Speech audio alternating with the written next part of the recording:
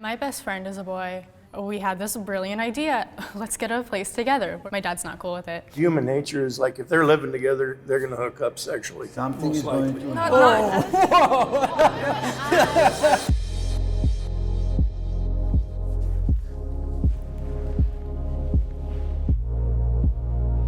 My name is Rihanna. I'm 20 years old. I'm Gabriella. I'm 20 years old. My name is Lali. I'm 14. And I'm really excited to have this conversation with my dad today. I'm pretty excited to talk to my dad about certain things, deep conversations. I feel a little bit nervous to talk to my dad today. My relationship with my dad is good. We've been through a lot of stuff together. He raised me on his own with no mom. So that has definitely built us stronger together. My name is Benjamin, and I'm the father of one beautiful and infinitely talented and loving 14-year-old young lady. My name is Mike. I'm a father of 3 girls. Hi, my name is Brian. I'm a father of 2. Once you became a dad, what was your biggest lesson? That it's the true meaning of our existence. That's the thing I wanted most in my entire life, is to be a father. And it's everything I've ever expected.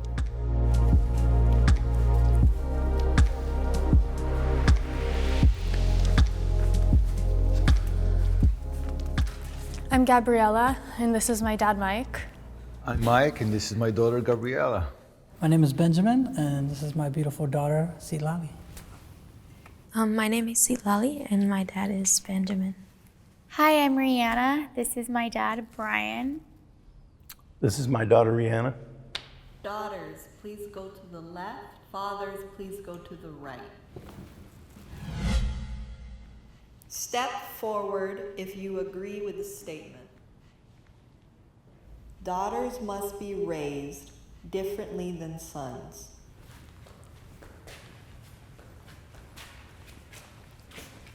It's not so much because of them, but because of the society we live in. But I know if I had a 14-year-old boy and I wanted to send him out to the corner store, I will feel pretty confident in doing that.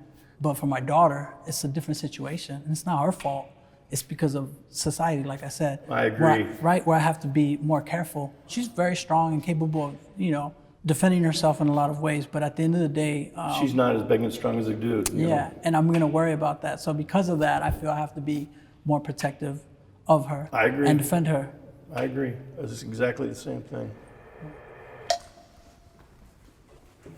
So I don't have a son. I only have daughters. But if I had a son, I don't think I would raise him any differently. The type of scenario that you're talking about, I completely agree. But I think this world is dangerous for both male and female. One time I was in the 8th grade, and I guess I didn't tell my dad I was going to City Walk with my friends, and I didn't come home till like midnight or 11 p.m. and the cops were like all over my block. I dialed 911. I said, hey, my daughter's gone. I don't know where she's at. She doesn't answer her phone. If it was my brother, because he's 3 years older than me, so at the time I was like 14, he'd be 17, my dad would be like, whatever. If he calls me, he calls me. But if it's me, it's like, oh my God, my daughter's missing. I think he can be a little overprotective when it comes to like having friends that are guys.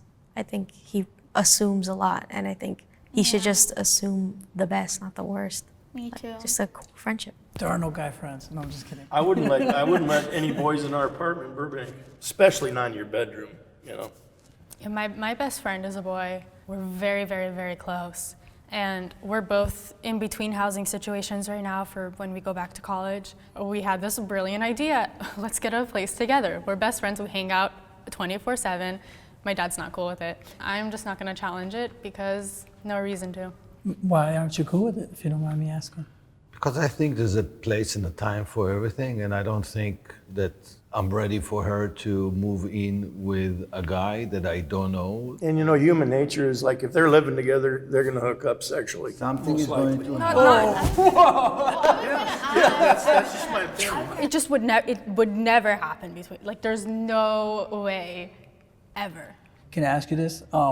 Let's say you're 20, right? 20 years old. Mm-hmm. Say you had a 20-year-old son, and he was in a living situation where he wanted to have a female roommate. I think Would you let him? I think the answer is obvious, okay? Because as you said, now I'm gonna go back to agreeing with you that you have to treat it a little differently. But I think if I had a son and he was 20 and he would want to live with a girl, I wouldn't have any objection. But would you find it weird if you had a son and he was 20 and he wanted to live with a girl and there was nothing romantic there at all? No, I wouldn't find it weird. I know how guys are. You know, when they're young, they got a lot of testosterone. And girls like to tease. It's dangerous for chicks. I mean, they got to really watch their step. But what if we're just sitting down and we look good? Is that still teasing someone? It can be. It depends on what you're doing. But I feel like girls don't even try doing it intentional. Sometimes people are just good at looking. If you raise them equally, then they'll learn and grow up to see each other as equals instead of like having like misogyny and stuff like that. I completely agree with that. Me too. Completely. Blaming the girls kind of puts the onus on the girls to stop that gross behavior when the onus is on the boys and the people who are raising them and the media that they're watching. What would you say is the biggest challenge for you two? Probably something like communication, him just understanding how I feel and sometimes that I don't agree with things that he thinks. Recently, I decided I wanted to live with my mom because I just get a lot of intense anxiety around him and it might be a little awkward. I struggle to communicate my feelings to my family.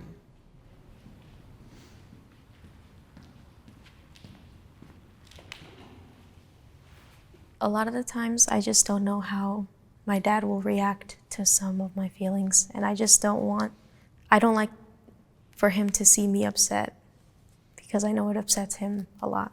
I do remember very vividly one time him telling me that whatever my energy is, he's gonna put the same energy back. I remember he told me that one time and it kind of just stuck with me and I always think about it. So I'm always thinking, what do I say? How do I put myself like when I'm angry and stuff?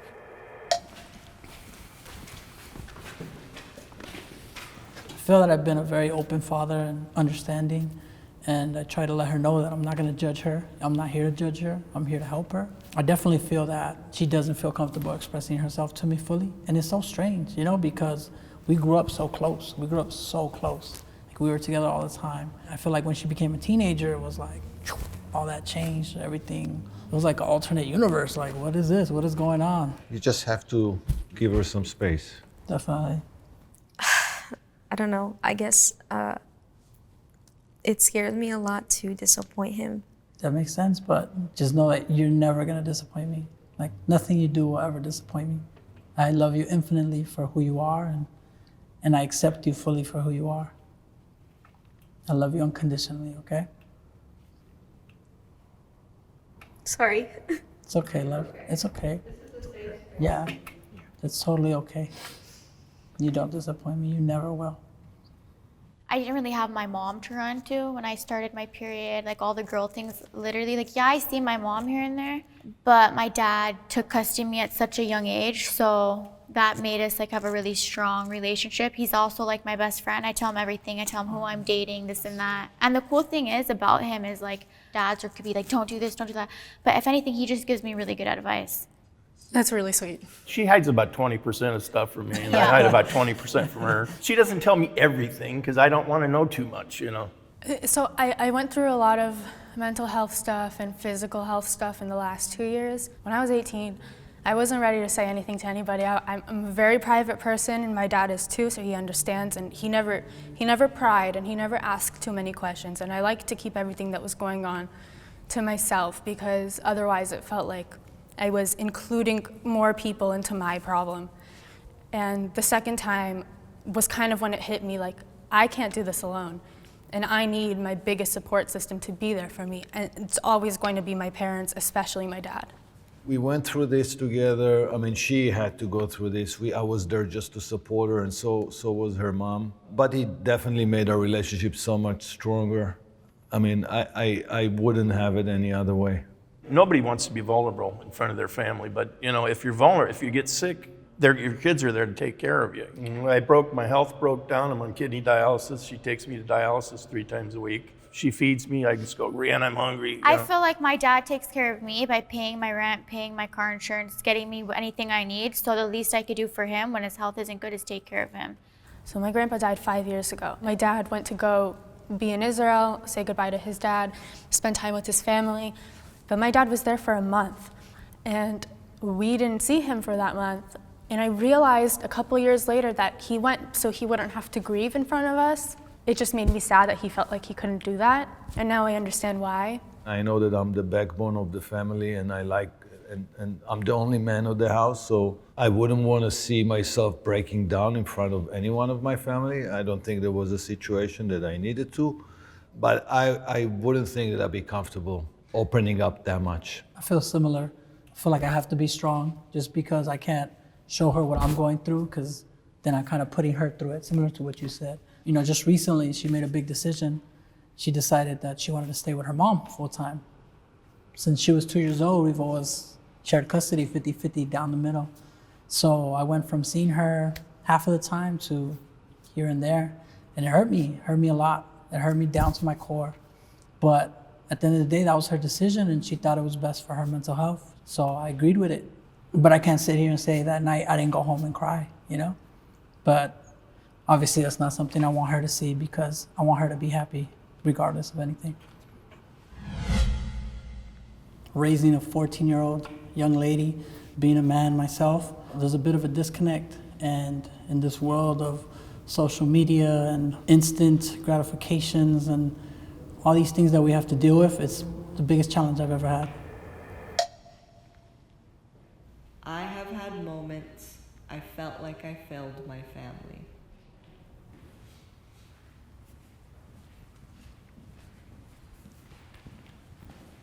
My hospitalizations have put some financial strain on my family, and they've taken a huge emotional toll on my family, my parents and my sisters.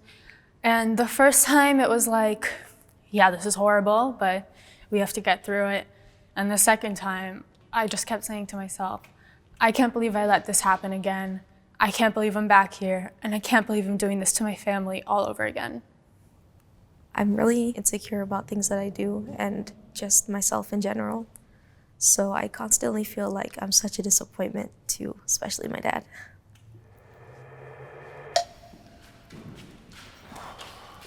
Well, the question was if you feel you failed or disappointed your family. I mean, why do you? I don't think I disappointed you. I just feel if I had been a little bit more diligent, I wouldn't have found myself in the position that I was in August. Yeah, but you also have to remember that you were fighting and it was a little stronger than you, and eventually it took over, and we needed to fight back, and we fought back and we won it. But you definitely did not disappoint us or failed us in any way. That's absolutely not the case. My angel. I tried to get her, through my lawyer, and the judge just blew me away. And last thing I told the judge was, the police told me a long time ago, if they keep coming out, somebody's going to go to jail. And they had been out between her and her mother having fist fights, and she was just a kid. I really just needed to get out of that situation. It was just bad for me health-wise to be with my mom. I mean, I love her. She's my mom. We're okay now because we're away. Because you're apart. Because we're apart. But living with her is a different story. When you live with someone, it's different. My dad, at the time, it was such a coincidence because I was like, I just need to get out of here. She hit me in my face at that moment. I had a bloody nose. And my dad, specifically that time, got off work like 3 hours early. And he opened the door and he saw me, and she went to jail. And ever since, he's had custody of me. Wow. I think I probably should have sat down and failed your family, because in some ways, I do feel that I did fail you. And in the way that I failed you was setting those expectations on you. When she was born, I wanted her to be so perfect. I put her in gymnastics. I taught her multiple languages. She was in a very specific school that she went to. And I feel like me having those thoughts and those ideas of what a perfect daughter would be. Put too much pressure. Definitely. And at the end of the day, that's my fault. So I understand why she feels the way you do, but I am sorry. I apologize to you for ever putting those expectations on you. You're great just the way you are. And I'm just happy that we're here, we're having this moment. You know, I told my dad that we were doing this video. He had no idea what was going on, and I'm just grateful that he trusted me enough to just come, no questions asked. If it wasn't for you, I would not be the strong person I am, the outspoken person I am, or the opinionated person I am. I wouldn't have zero tolerance for bullshit, and it's all because of you that I'm able to live my life in the strongest way I possibly can. I'm going to repeat something you said because I found it beautiful and I completely agree with you, but there's nothing in this world that you could ever do that would disappoint me. What I feel towards you and your sisters is just endless love, and nothing can ever change that. I just want to say that I'm thankful that I have a dad that loves me unconditionally and obviously saved me from an abusive relationship with my mother, because if I didn't have a dad and I was living with my mother, I don't know where I would be right now. So I'm happy and thankful I have him. She's a lovely kid, and she's actually my caregiver, you know. Right now she's not working, and she runs all my errands. She takes me everywhere I want to go and does everything for me. So I'm very proud to have her as a daughter. I guess I feel like you kind of made me strong. So thank you a lot for that. And I love you a lot too.